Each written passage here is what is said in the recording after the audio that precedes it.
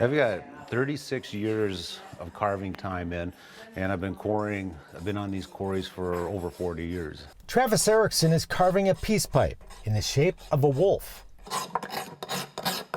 One of the biggest things about carving wolves is you gotta make it look like a wolf and not just a German Shepherd of any kind. The Sisseton Wahpeton Dakota tribal member works his craft and shares his story in the visitor center of the Pipestone National Monument. We're a small park, but we have a huge history here. The pipe has been a center of Native American spiritual beliefs since prehistoric time, and this was the place where the red stone was found to make them. 19th century artist George Catlin painted the tribes coming to what is now southwest Minnesota to mine the coveted material, which whites later called Catlinite. The stone is easy to work.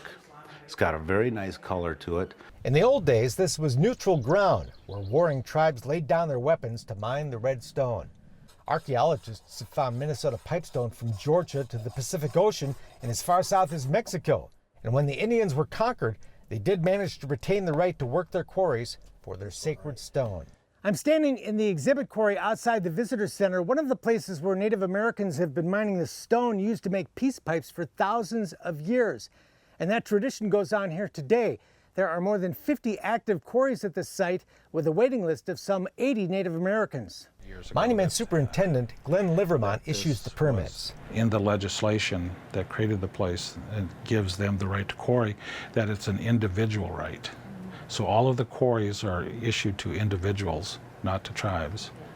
And as a part of the permitting process, we do allow those individuals to add on extra names for help in quarrying. I was old enough to remember watching my great-grandparents, my grandparents, my mother was a carver and the uncles were a carver, so I got to see the first 3 generations carve and quarry here.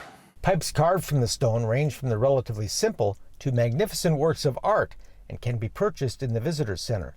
But it's important to remember their cultural and spiritual significance to Native Americans throughout the generations.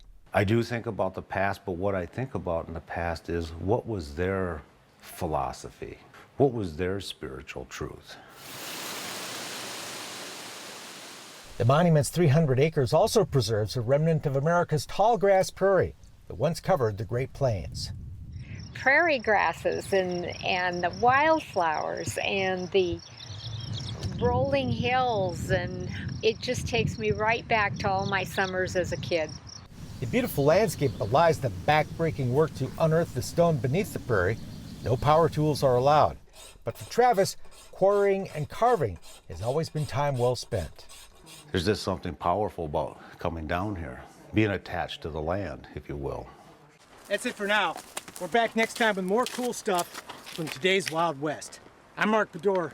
We'll see you down the trail.